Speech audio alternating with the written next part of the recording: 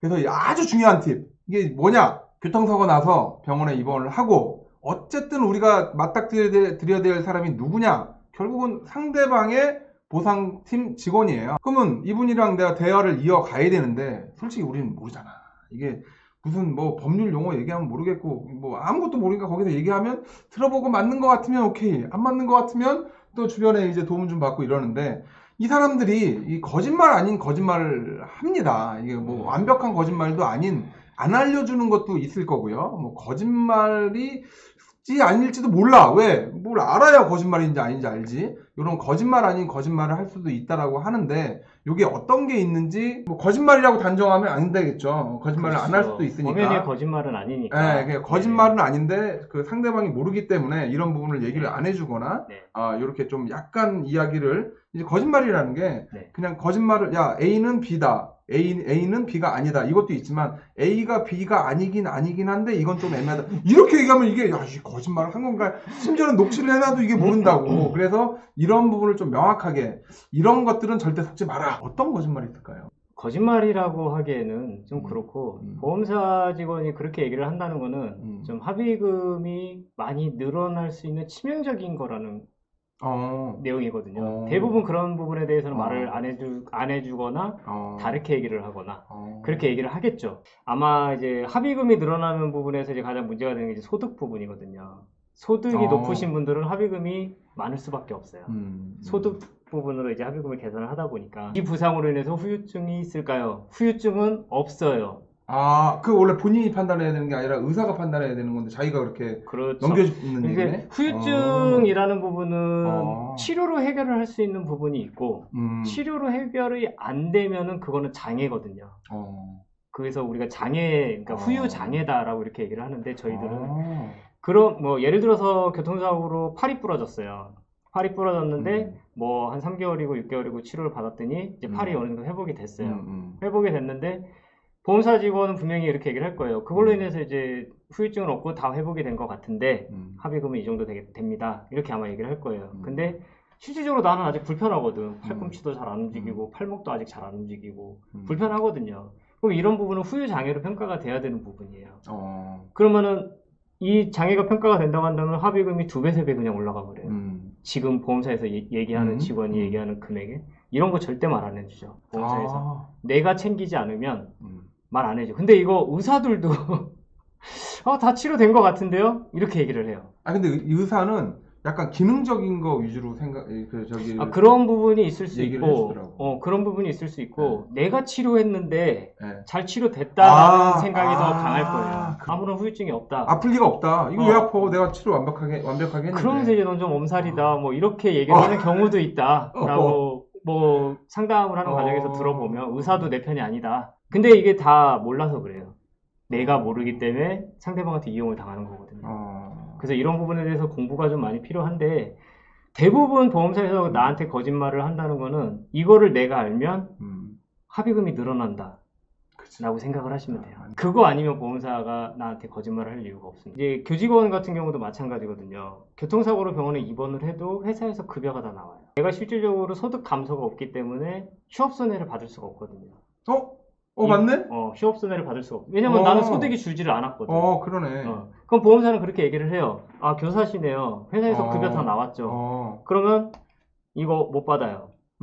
그래서 합의금이 뭐 말도 안 되는 금액 얘기할 거예요. 실질적으로 약관에 그렇게 나와 있어요. 소득 감소가 없는. 약관까지 보여주겠네요. 약관에 딱 그렇게 나와 있어요. 오 마이 갓. 근데 이거 모르시는 분들 그냥 당하거든요.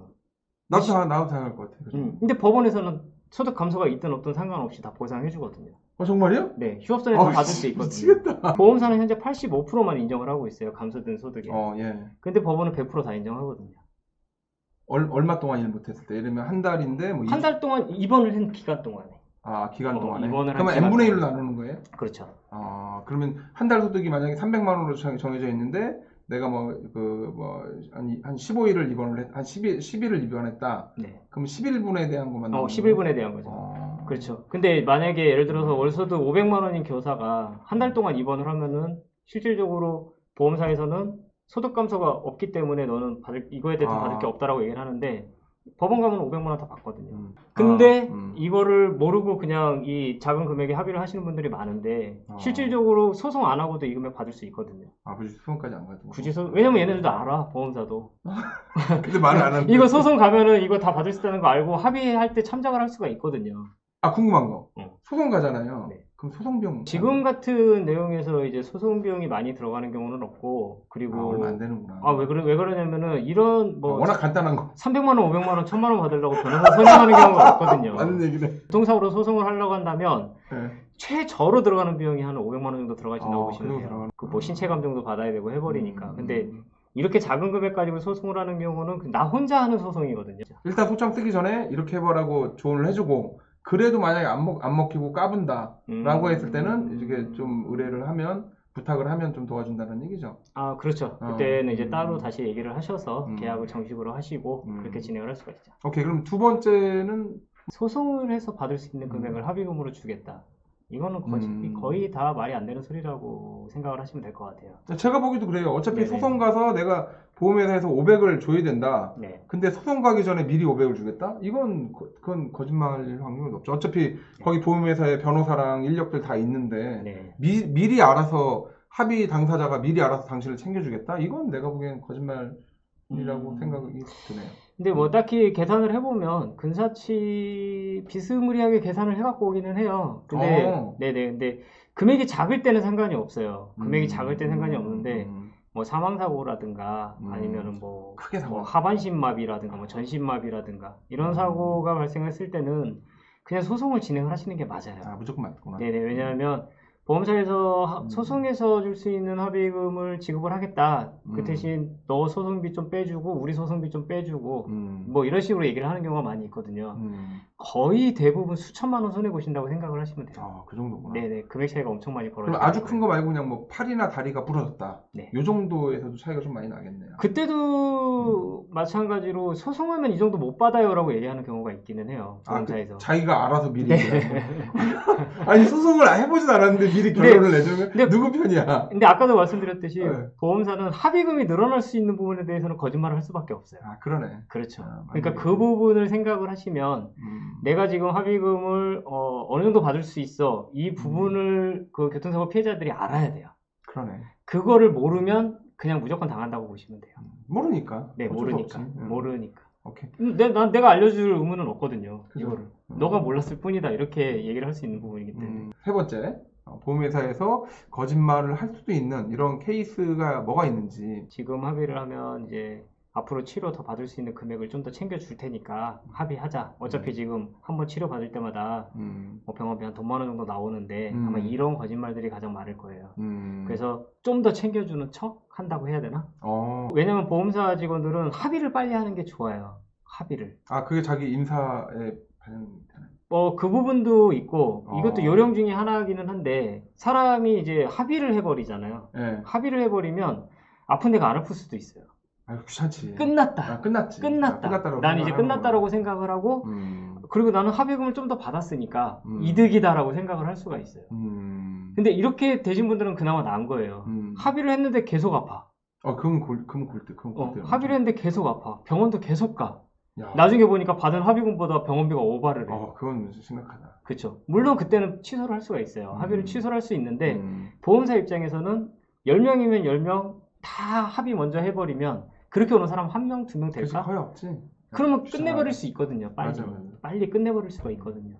내가 원해서 합의를 하는 게 아니라 제가 보험사에서 나한테 어떤 조건을 제시를 하면서 합의를 한다는 거는 뭔가 한 번은 좀 생각을 해봐야 되지 않느냐. 저는 이렇게 생각을 합니다. 근데 그게 모르니까 그러는 거예요. 몰라서. 네. 최근에 들은 얘기 중에 하나는 아까 얘기한 것처럼 뭐 합의금이 예를 들면 100만 원이었다. 근데 나는 좀 더 치료를 받고 싶어. 그래서 뭐 통원 치료를 하는데 하루에 9,000원이야. 근데 20번 정도 더 가고 싶어. 그래서 고민을 하고 있던 차에 저기서 뭐라고 그러냐면 지금 100만 원이랑요. 통원비 뭐 얼추 계산해서 한 20만 원, 한 120만 원까지 해서 해드릴 테니까 그냥 편하게 합의 보시고 그래도 더 아프면 우리 물어보거든요.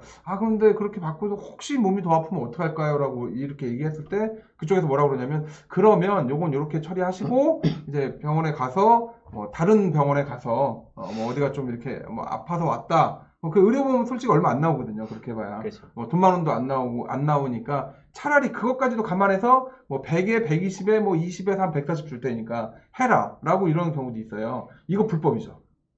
당연히 문제가 되죠. 네. 그 나중에 걸리면 다 환수인데요. 근데 이런 분들도 종종 있어요. 저 주위 분들도 나중에 안 되면 뭐 의료보험으로 처리받으면 되지 않느냐. 그냥 이 정도 선에서 마무리 짓자라고 얘기하는데 거기가 내가 아픈 경우는 그 사고의 원인으로 촉발이 된 거기 때문에 그렇죠. 그걸 의료보험을 이용해서 했다라는 건 이건 국민의 그 혈세를 제가 뽑아먹는 거예요. 전혀 그렇죠. 다른 원인으로. 이런 경우도 있더라고요. 이런 경우도 종종 있나요, 좀씩? 엄청 많죠. 엄청 많아요? 네네. 모르고 다 당하시는 거죠. 결국은 또 실제로 그렇게 하고 계시는 분들도 계시고요. 그렇구나. 네. 그리고 이제 채널 들어가서 이제 얼마 안 됐지만 네. 채널 들어가서 좀 좋은 영상 많이 올려줄 거예요. 그거 보면서 공부도 하고 댓글도 달고 네이버 카페를 하고 있었어가지고 네네 카페도 있고 뭐 거기 카페에 글 다실 때 여러분 그냥 뭐 해가지고 뭐 해요 이렇게 하지 마세요. 하고 밑에 헤이맨 소개로 왔습니다. 뭐 이렇게 딱 달아주면 아마 좀 잘해주실 건가요? 한 3일 후에 답글 안 되죠.